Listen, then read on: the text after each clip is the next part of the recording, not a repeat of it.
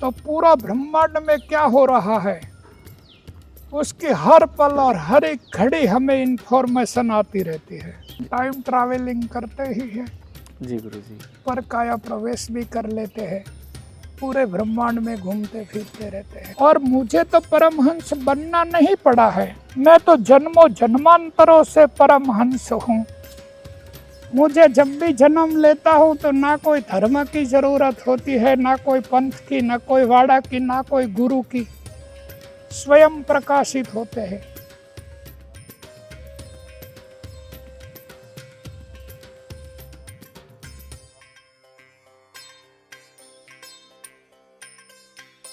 मैं तेरी कुंडलिनी स्वयं जागृत कर देता हूँ। नीचे बैठे,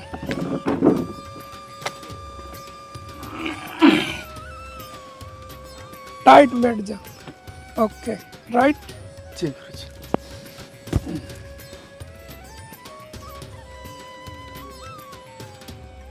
श्वास खींच ले, बस रोक दे, छोड़ना नहीं।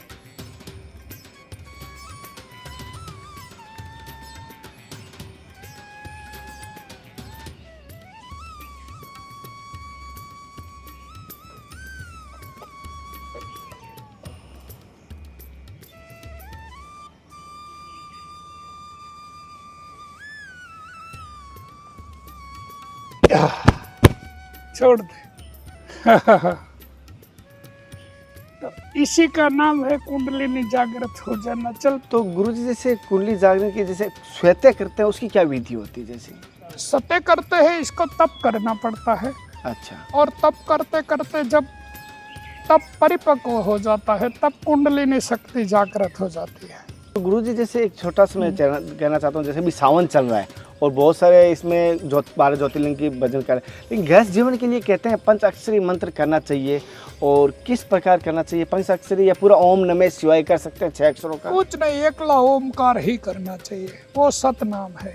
बाकी मंत्र जो है वो रेडिएशन पैदा करती है, तो वो मंत्र नहीं है। मंत्र उसको कहते हैं जो हमारा अस्तित्व को लीन कर दे परमात्मा में।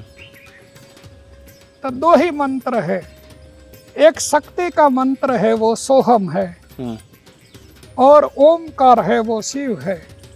तो दूसरा कोई मंत्र का लेने का कोई अर्थ नहीं है। होगा भी तो वो रेडिएशन पैदा करेगा, वो फ्रीक्वेंसी डेवलप नहीं कर सकता। तो जो मंत्र फ्रीक्वेंसी नहीं डेवलप करता वो मंत्र होता ही नहीं है, वो तो रेडिएशन है। और हम कहाँ रेडिएशन की उपासना करने के लिए पैदा हुए हैं? जी, हमें पाना है सतनाम को। और उसी का नाम है ओमकार, और ओमकार नाद है। हमें नाद की उपासना करना है। सुरता दोरी संभाली अने जोड़ो शब्द की माई, और धारा पकड़ी अने ध्यान करो तो गुरु पकड़ से बाई। इस नगरी को 10 दरवाजा, बीच में पवन का थंभा, आवन जावन कोई ना देखे वही बड़ा अचंभा। और गुरुजी जैसे एक छोटी सी मैं गृहस्थी जीवन का एक सवाल करना चाहता हूँ, बहुत सारों का आता है। अरे मेरी जान, तुम्हारी ये चित्त की 5 भूमिकाएं होती है।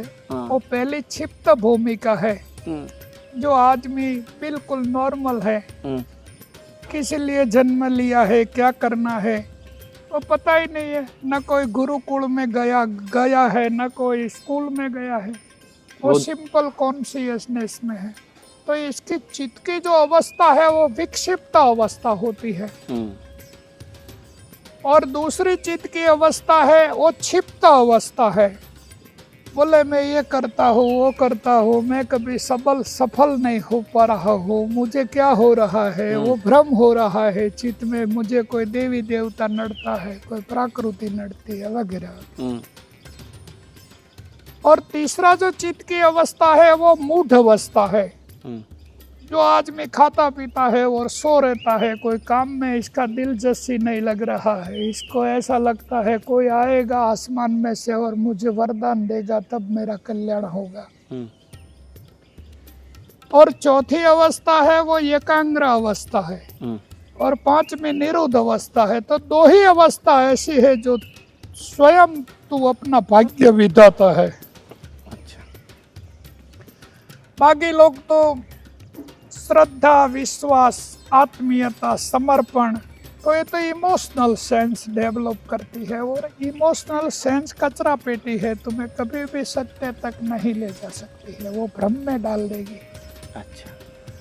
सत्य तक पहुंचने के लिए क्वांटम सिस्टम, रिलेटिविटी, मैथमेटिक्स, गणित चाहिए, एक ना एक दो ही होता है। गुरुजी, जैसे आपके परम पूज्य सदैव गुरुजी का शुभ नाम महाराज जी? मेरा गुरु का नाम है अमृत गिरी बापा। अच्छा। और मैं जूनागढ़ गिरनार का बालक हूँ। अच्छा। और मेरा गुरुद्वार है कमंडल कुंड। अच्छा। वो गिरनार में सिल्ली टोकार पे है दत्त भगवान का चरण पादुका। जी जी गुरुजी। दत्त शिखर कहते हैं। जी जी। इससे नीचे 99 पगथिया है। हाँ। वहाँ कमंडल कुंड नाम का आश्रम है। जी। हम लोग श्री पंच जूना अखाड़े के साधु है।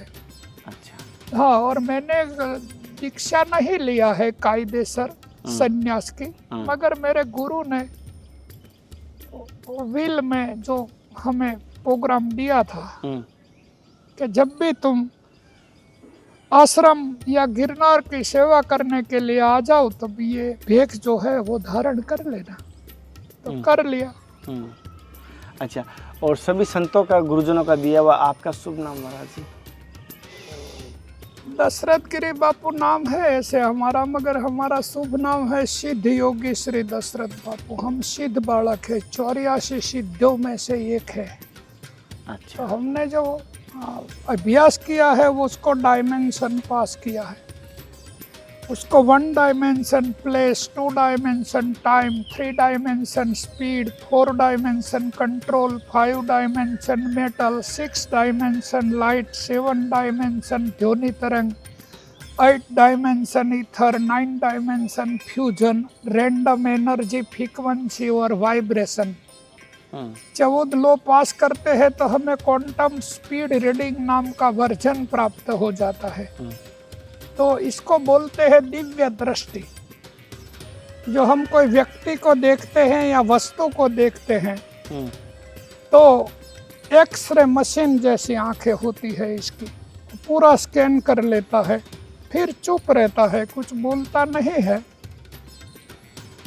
मगर मुझे टाइम ट्रैवलिंग का बहुत शौक था, तो मैंने मेरे माइंड की कक्षाएं मैथमेटिक बनाई है। इसको alpha, gamma, beta, theta, delta, sigma, नगमा, लिम्बडा, ओमेगा और एप साइक्लोन फ्रीक्वेंसी तक हमने हमारा माइंड को मेजर किया हुआ है साइंटिफिक।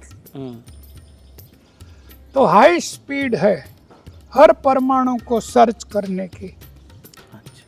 फिर हमने टाइम भी मेजर किया है इसको, डीसी सेकंड, डेंसी second, milli second, micro second, pico second, एप्सो second, zepto second, nano second और फेम्टो सेकंड तक टाइम को मेजर किया है जी। तो पूरा ब्रह्मांड में क्या हो रहा है उसकी हर पल और हर एक घड़ी हमें इंफॉर्मेशन आती रहती है। और जो अध्यात्म की उपलब्धि हुई है वो simple consciousness, self consciousness, cosmic consciousness, six sense, awareness और सुप्रीम कॉस्मिक कॉन्शियसनेस तक डेवलप किया है मैथमेटिक्स। हम जो बात करते हैं वो राम भरोसे बात नहीं करते हैं। हम कोई लागणी, भावना, आत्मीयता, विश्वास, श्रद्धा, समर्पण से बात नहीं कर रहे हैं। जो हमने इमोशनल सेंस को डेवलप नहीं किया है, हमने जो किया है वो साइंटिफिक सेंस को डेवलप किया है, सुप्रीम कॉस्मिक कॉन्शियसनेस। तो ये क्वांटम सिस्टम है, रिलेटिविटी है, मैथमेटिक है, गणित है, एक ना एक दो ही होता है। जी गुरुजी, जैसे मैंने बहुत संतों से सुना जैसे कि आप वायुगमन भी कर सकते हैं और एक जगह से दूसरी जगह भी दर्शन देते हैं, इसके बारे में मैंने सुना है संतों से, गुजरात के, राजस्थान के संतों से भी सुना था। ऐसा पहला एक नमूना हम तुम्हारे सामने है। पूरे ब्रह्मांड में कोई चीज असंभव नहीं है। हम टाइम ट्रैवलिंग करते ही हैं। जी गुरुजी। पर काया प्रवेश भी कर लेते हैं, पूरे ब्रह्मांड में घूमते फिरते रहते हैं। और गुरुजी, ये स्थिति जैसे आप अपने शिष्यों को देते हैं दीक्षा, अभी जैसे कोई अगर दीक्षा लेना आए जैसे मैं नहीं कह सकता दूसरा कोई, मैं तो गुरुमुखी हूँ, कोई आना चाहिए दीक्षा लेने, तो क्या आ सकता है? आप नहीं देते हैं हम दीक्षा किसी को भी दीक्षा भी नहीं देते? ना। हम हमारी जो परंपरा है इसमें एक के पीछे एक ही होता है। अच्छा। बाकी सब भक्त मंडल है, मुझे मानता है गुरु, हाँ। मगर मैं शिष्य नहीं मानता हूँ। शिष्य उसी को बोलते हैं जो गुरु से सवाया होता है।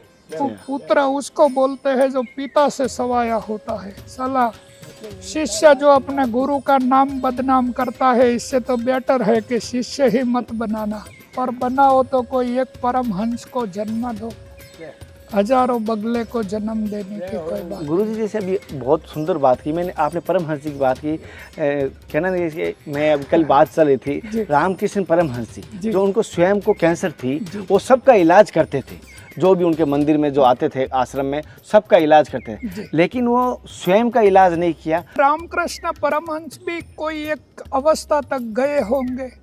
रामकृष्ण परमहंस मेरे लिए भूतकाल है और मैं वर्तमान हूँ।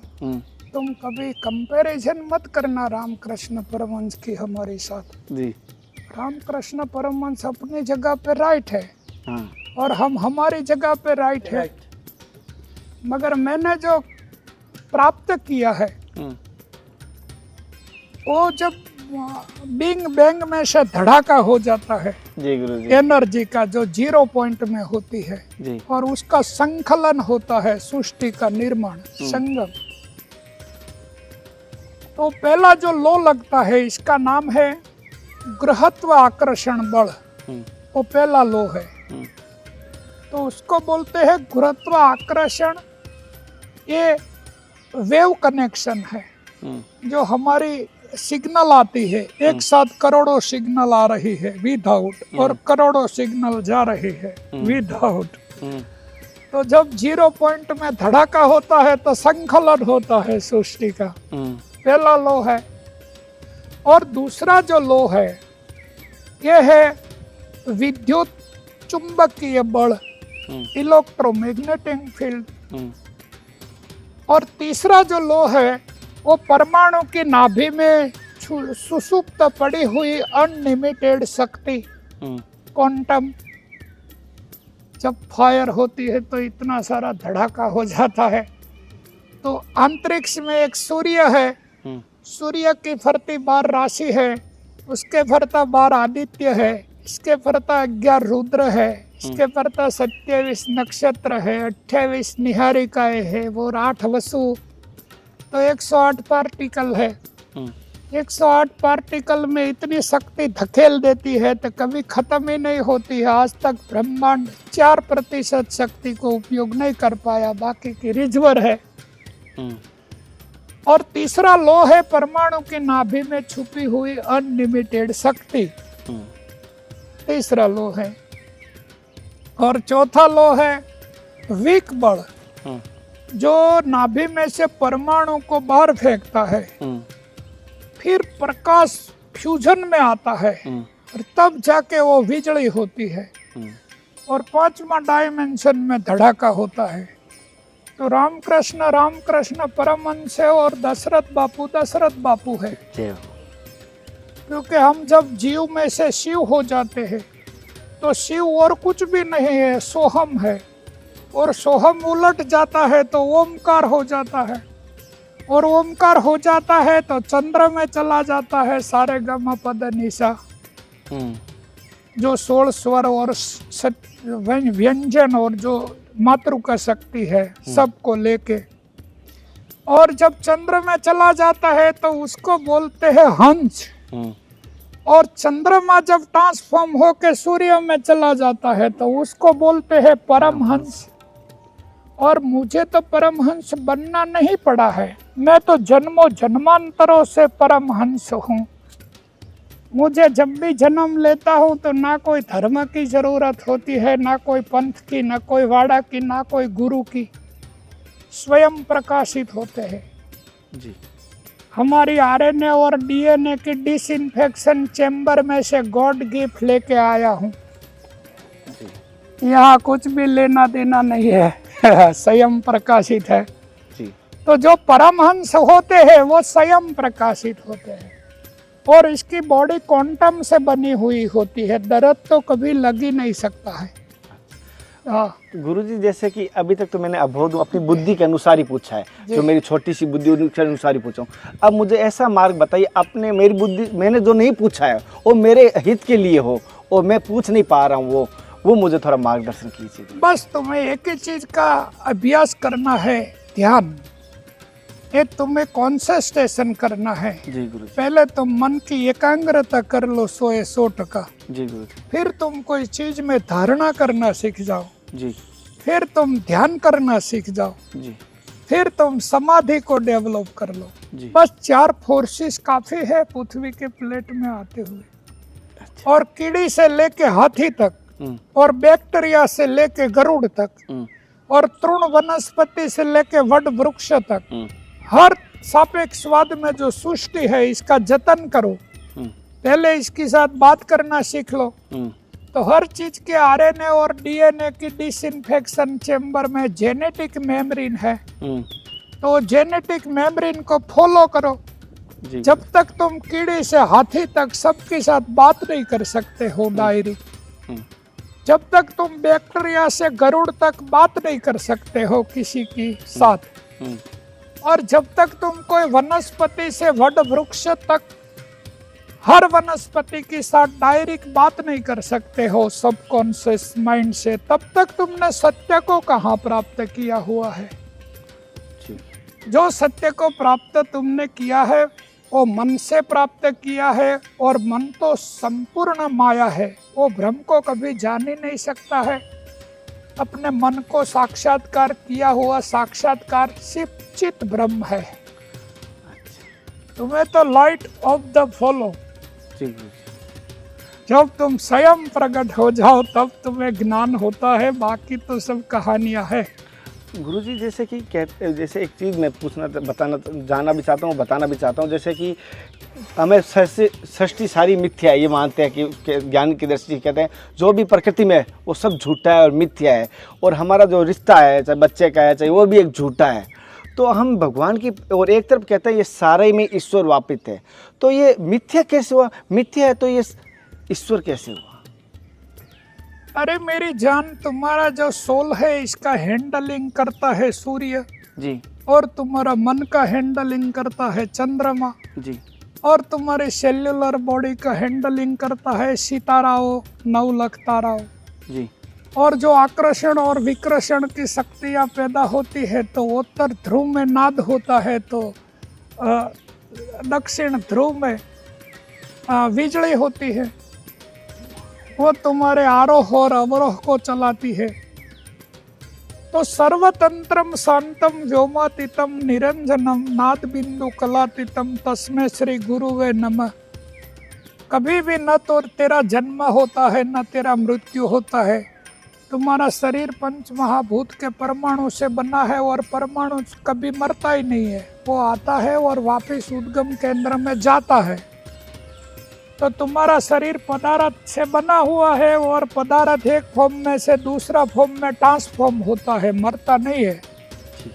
और तुम्हारी आत्मा प्रति पदार्थ है, वो तो जीवन में कभी भी कोई ट्रांसफॉर्म भी नहीं होती है। और जो एंटी पदार्थ है जिसको तुम इष्ट मानते हो जी, वो तो करोड़ों जन्म से ऐसे ही है। सूर्य, अच्छा, जो ये अविनाशी योग पहले सूर्य के पास था, फिर ईश्वाकु के पास आया, फिर मनु के पास आया, फिर जितने भी ऋषि मुनियों ने जाना। तो इंडिया का जो ऋषि होता है वो साइंटिस्ट नहीं, सुपर साइंटिस्ट होता है। अच्छा, और वो डिजाइनर नहीं, वो डिवाइन डिजाइनर होता है। हाँ, गलती हुई तो मुझे माफ कर अरे दो, गलती हुई तो माफ करना। लेके तो अरे ये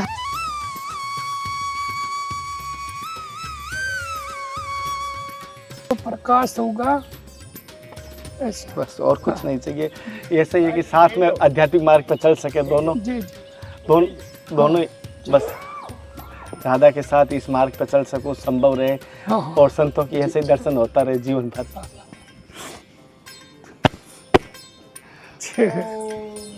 चलो पुत्र।